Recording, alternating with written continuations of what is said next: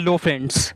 आज के इस क्लास में आप सभी के लिए सीडीपी का 30 क्वेश्चन पढ़ाने वाले हैं। ये सभी क्वेश्चन पहले पूछा गया है और फ्रेंड्स आपका प्रयास होना चाहिए कि आपको कम से कम 30 में 29 या 30 में 30 सही करना। ठीक है, लास्ट में आपको कमेंट करना है कि आप कितना सही कर दिए हैं। ठीक है, 30 क्वेश्चन सीडीपी का होगा फ्रेंड्स, अच्छे से पढ़िएगा और आंसर दीजिएगा। ठीक है, चलिए क्लास को स्टार्ट करते हैं। पहला क्वेश्चन यहाँ पर है, एक समस्या के लिए अद्वितीय विचारों या समाधानों को सोचना किस प्रकार का चिंतन होता है।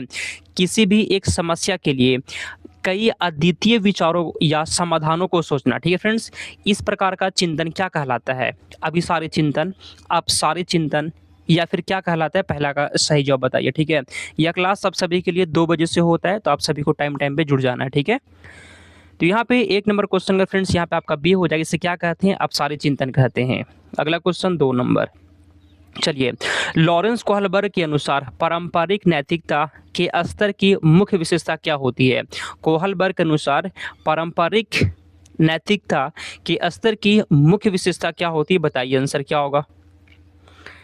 चलिए, ऑप्शन ए कर यहाँ पे कि सामाजिक नियमों की स्वीकृति और सही गलत से संबंधित समझ। बिल्कुल फ्रेंड्स, आंसर यहाँ पे ऑप्शन नंबर ए वाला हो जाएगा। आगे चलते हैं 3 नंबर।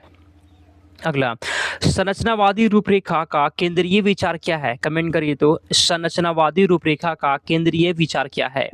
चलिए देखिए फ्रेंड्स, ऑप्शन नंबर में केवल लिखा है केवल पाठ्य पुस्तक को रट कर सीखते हैं, गलत हो जाएगा। निष्क्रिय रूप से बच्चा फ्रेंड्स कभी भी निष्क्रिय नहीं होना चाहिए, बच्चा सक्रिय होना चाहिए, गलत हो गया। सी, शिक्षार्थी चीजों का अनुभव करके उन पर चिंतन करके ज्ञान का निर्माण स्वयं करते हैं, बिल्कुल ये सही जवाब है। आगे चलते हैं 4 नंबर क्वेश्चन। डिसलेक्सिया से पीड़ित बच्चों में मुख्य रूप से कौन सा लक्षण दिखाई देता है। डिसलेक्सिया से पीड़ित बच्चों में कौन सा लक्षण दिखाई देता है। बहुत तेज दौड़ना और खेलना, ऐसा नहीं है। केवल गणना में त्रुटि करना, यह भी नहीं होगा। डी पढ़िए, सही व धारा प्रवाह पढ़ने में समस्या व अक्षर व शब्दों को उलट देना। आंसर यहाँ पे आपका डी हो जाएगा। ठीक है, जिसको डिसलेक्सिया होता है फ्रेंड्स, उसको पढ़ने में दिक्कत होता है। चलिए आगे चलते हैं 5 नंबर क्वेश्चन। एक रचनावादी कक्षा किस विश्वास पर आधारित होता है। एक रचनावादी कक्षा किस विश्वास पर आधारित होती है, 5वां का बताइए। एक रचनावादी कक्षा जो होता है किस विश्वास पर आधारित होती है। ऑप्शन ए, अधिगम तब होता है जब शिक्षार्थी ज्ञान निर्माण की प्रक्रिया में सक्रिय रूप से शामिल होते हैं, बिल्कुल ये सही जवाब है। ठीक है फ्रेंड्स, बच्चा जो है ना हमेशा सक्रिय रूप से जो ना शामिल होना चाहिए। ऑप्शन नंबर ए इसका आंसर हो जाएगा। चलिए आंसर यहाँ पे कहता है, चलिए क्वेश्चन 6 नंबर यहाँ पे है कि आंतरिक प्रेरणा के संदर्भ में कौन सा कथन सही दिया गया है। आंतरिक प्रेरणा के बारे में कौन सा कथन सही दिया गया, 6ठा का बताइए। आंतरिक प्रेरणा के बारे में कौन सा कथन सही दिया गया फ्रेंड, 6ठा का कमेंट करिए आप लोग। यह केवल बाहरी, फ्रेंड्स यहाँ पे ये गलत हो जाएगा। यह माता पिता के डर से पैदा होती है, गलत हो जाएगा। डी पढ़िए, यह तब होती है जब आप किसी काम को पूरा करने हेतु आंतरिक रूप से प्रेरित या ऊर्जावान महसूस करते हैं, बिल्कुल फ्रेंड्स ये सही जवाब है। इसी को आंतरिक प्रेरणा कहते हैं कि जब कोई काम को खुद से करने की इच्छा होती है ना, वो क्या होता है, आंतरिक प्रेरणा होता है। 7 नंबर, पियाजे के अनुसार किसी भी चीज का प्रतिनिधित्व करने हेतु मस्तिष्क में पहले से मौजूद मानसिक मॉडल या सूचना के पैकेट को क्या कहते हैं, बताइए। पियाजे के अनुसार जो हमारे दिमाग में फ्रेंड्स पहले से जो जानकारी मौजूद है, ठीक है, जो सूचना फ्रेंड्स है, उसको क्या कहते हैं। आसान क्वेश्चन, इसको स्कीमा कहा जाता है, याद कर लीजिएगा फ्रेंड, इसे स्कीमा कहते हैं।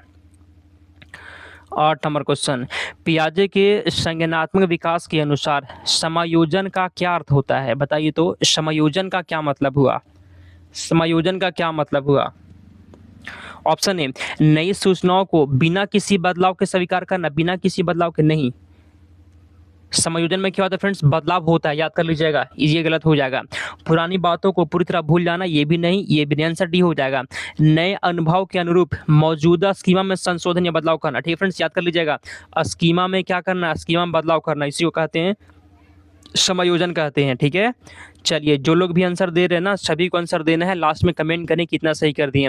अगर ये पीडीएफ आपको चाहिए फ्रेंड्स, टेलीग्राम से जुड़िए, डिस्क्रिप्शन में लिंक दिया हुआ है। ठीक है, अगला, शिक्षण अधिगम में पाठ्य पुस्तक से परे जाना रणनीति का उद्देश्य क्या होता है। पाठ्य पुस्तक से परे जाना, इसका मतलब क्या हुआ, बताइए। शिक्षण अधिगम में पाठ्य पुस्तक से परे जाना रणनीति का मुख्य उद्देश्य क्या होता है। इसका उद्देश्य क्या है जी, केवल परीक्षा के अंक बढ़ाना, गलत हो जाएगा। पाठ्यपुस्तक को पूरी तरह छोड़ देना ये भी गलत है। डी पढ़िए, बच्चे की वैचारिक समझ को उसके समय के वास्तविक जीवन के अनुभवों से जोड़ना, बिल्कुल आंसर यहाँ पे आपका डी हो जाएगा। आगे चलते हैं 10 नंबर। एक शिक्षिका का अपने विद्यार्थियों से अपेक्षाओं का उनके अधिगम पर कैसा प्रभाव पड़ता है, बताइए।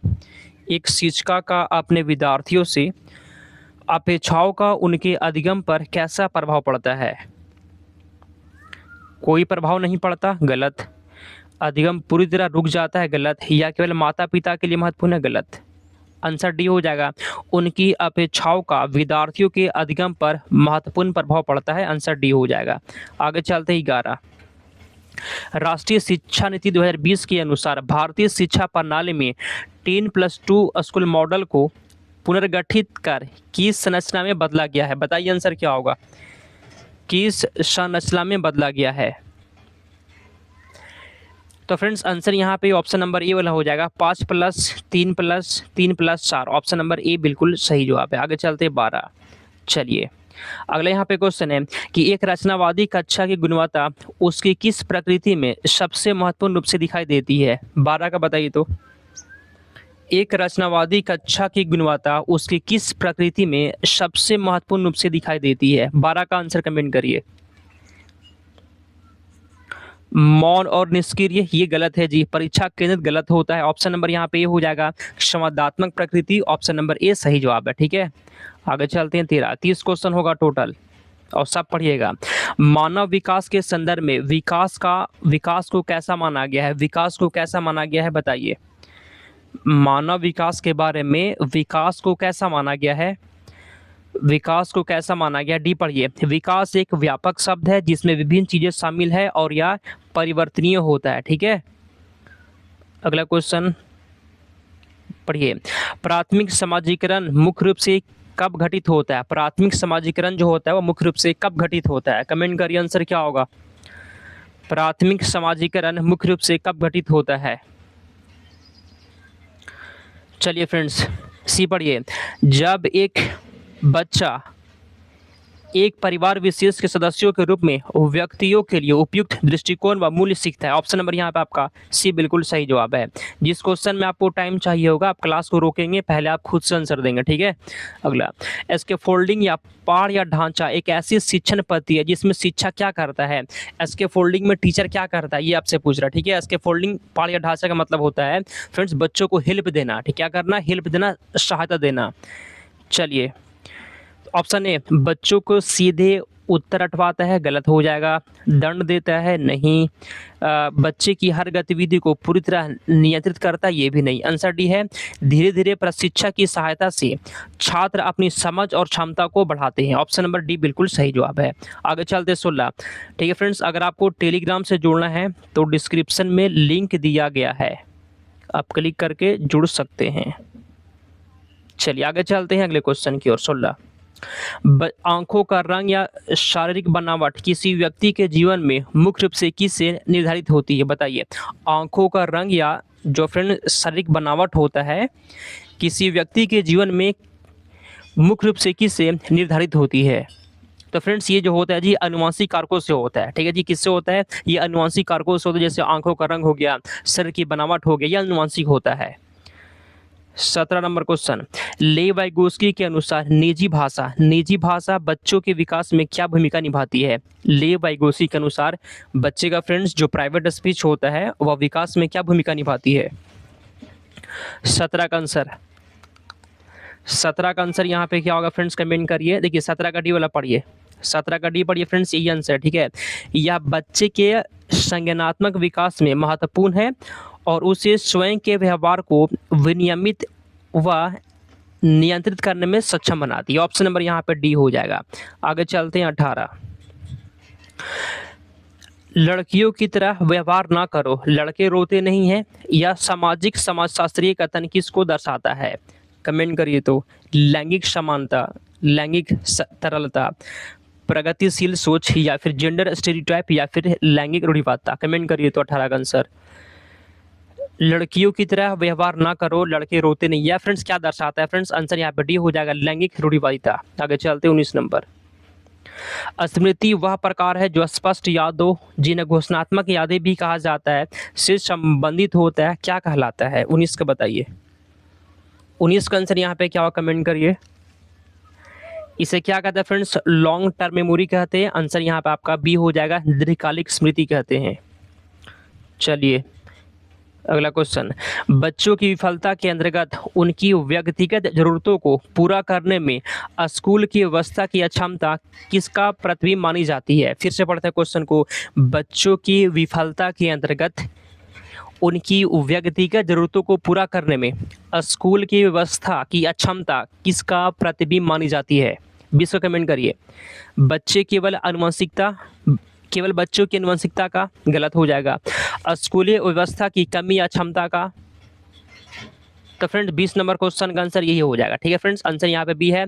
अगर कोई बच्चा फ्रेंड्स विफल होता है ना, तो उसको क्या माना जाएगा? स्कूली व्यवस्था की कमी या अक्षमता। ऑप्शन नंबर यहाँ पे बी हो जाएगा। 21 नंबर, शिक्षण अधिगम प्रक्रिया में बच्चों द्वारा की जाने वाली त्रुटियां क्या दर्शाती है? फ्रेंड देखिए, जब बच्चा सीखता है ना, तो बच्चा गलती करेगा, त्रुटि करेगा, तो वह क्या दर्शाती है? ऑप्शन ए, यह बच्चों की सोच में अंतर्दृष्टि देने के लिए सीखने की प्रक्रिया में आवश्यक कदम है। बिल्कुल सही जवाब है, ऑप्शन नंबर ए हो जाएगा। 22 नंबर, ली वाइगोस्की के समाज शास्त्रीय सिद्धांत के अनुसार विकास में 3 मुख्य अवधारणा कौन कौन सी होती है? 22 का बताइए।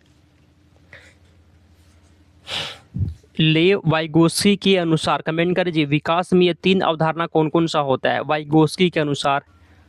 देखिए, संस्कृति होता है, भाषा होता है और सामाजिक अंतःक्रिया होता है। बिल्कुल ये सही जवाब है। जो लोग भी सी लगा दिए आंसर सही हो जाएगा। कि पियाजे के अनुसार संज्ञानात्मक विकास के अंतर्गत कौन सा चरण बच्चों के विकास का तार्किक क्रम प्रस्तुत करता है, जिसमें संवेदीगामक और पूर्व संक्रियात्मक काल शामिल होता है? 23 नंबर क्वेश्चन यहाँ पे डी हो जाएगा। संवेदीगामक, पूर्व संक्रियात्मक, मूर्त संक्रियात्मक और औपचारिक संक्रियात्मक। ऑप्शन नंबर यहाँ पे डी है। आगे चलते हैं 24 नंबर। 24, हार्वर्ड गार्डनर के बहुबुद्धि सिद्धांत के अनुसार बुद्धि के संदर्भ में जी मतलब जनरल इंटेलिजेंस कारक का स्वरूप क्या माना गया है? 24 का बताइए। 24 का सही जवाब क्या होगा, कमेंट करिए।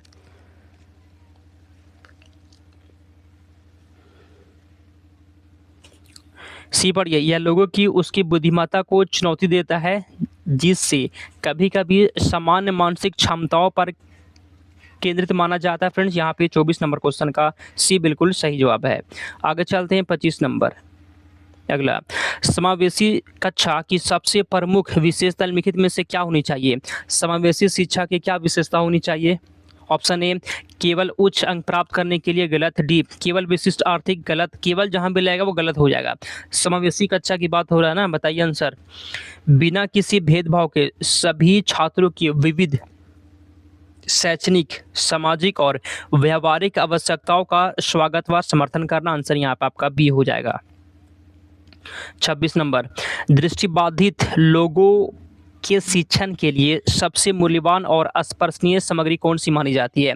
मतलब फ्रेंड्स, कोई अगर बच्चा है जिसको देखने में थोड़ा दिक्कत है, तो वैसे के लिए सबसे अच्छा मूल्यवान और स्पर्शनीय सामग्री इसमें से क्या है जी? बताइए आंसर। 26 का, मुख्य फिल्म नहीं, ब्लैक बोर्ड पर बारीक अक्षर लिखना ये भी नहीं, मुद्रित पुस्तकें भी नहीं। आंसर ऑप्शन नंबर ए हो जाएगा। ब्रेल लिपि किसके लिए होता है फ्रेंड? जिसको देखने में दिक्कत होता है। ऑडियो सामग्री और उभरे हुए चित्र। ऑप्शन नंबर ए यहाँ पे हो जाएगा। ठीक है, यहाँ पे आंसर आपका हो जाएगा ऑप्शन नंबर ए वाला। फिर से कहते हैं, ये पीडीएफ अगर आपको चाहिए तो टेलीग्राम से जुड़ जाइए, डिस्क्रिप्शन में लिंक दिया गया है। अगला, ले वाइगोस्की का सामाजिक सांस्कृतिक दृष्टिकोण संज्ञानात्मक विकास में बच्चों के भाषा विकास को क्या मानता है? 27 का बताइए। तो 27 को बताइए। तो फ्रेंड्स यहाँ पे 27 का बी हो जाएगा। भाषा संज्ञानात्मक विकास का एक महत्वपूर्ण औजार है। ऑप्शन नंबर बी हो जाएगा। 28 नंबर, गणित का शिक्षण छात्रों को एक्सपोनेंशियल नोटेशन के बारे में पढ़ा सकता है। इसे विज्ञान के विषय पर लागू किया जा सकता है, यह क्या दर्शाता है? 28 का बताइए। तो 28 का आंसर यहाँ पे क्या लग रहा है आपका फ्रेंड? कि डी वाला हो जाएगा। गणित का अन्य विज्ञानों के साथ संबंध और ज्ञान की व्यापकता। ऑप्शन नंबर डी बिल्कुल सही जवाब है। 29 नंबर, बाह्य प्रेरणा। ठीक है जी, बाह्य प्रेरणा जो होता है ना, बाह्य प्रेरणा कब प्रभावी या परिलक्षित होती है? 29 का बताइए। बाह्य प्रेरणा कब प्रभावी या परिलक्षित होती है? 29 का आंसर क्या होगा? तो फ्रेंड्स यहाँ पे आपका डी वाला हो जाएगा, जब आप किसी कार्य को करने के लिए या तो पुरस्कार अर्जित करने या सजा से बचने हेतु प्रेरित होते हैं। आंसर यहाँ पर डी हो जाएगा। आगे चलते हैं 30 नंबर। चलिए, संरचनावादी ढांचे के अंतर्गत बच्चों के वैज्ञानिक अन्वेषण के रूप में देखने पर वे किस प्रकार कार्य करते हैं? 30 का बताइए। तो संरचनावादी ढांचे के अंतर्गत बच्चों के वैज्ञानिक अन्वेषण के रूप में देखने पर वे किस प्रकार कार्य करते हैं? 30 नंबर क्वेश्चन का यहाँ पे डी वाला हो जाए। फिर ध्यान से पढ़िएगा क्या लिखा हुआ है। वे स्रोत के आधार पर कल्पनाशीलता, समस्या समाधानकर्ता और अर्थ सर्जक के रूप में सक्रिय होती हैं। 30 में से आप कितना सही कर दिए हैं और क्लास कैसा लगा? यह क्लास 2 बजे से होता है। टाइम पे आप सभी को जुड़ जाना है। तो चलिए फ्रेंड्स, क्लास को समाप्त करते हैं, मिलते हैं अगले क्लास में। ठीक है, एक लाइक कर दीजिएगा और चैनल को सब्सक्राइब कर लेना है।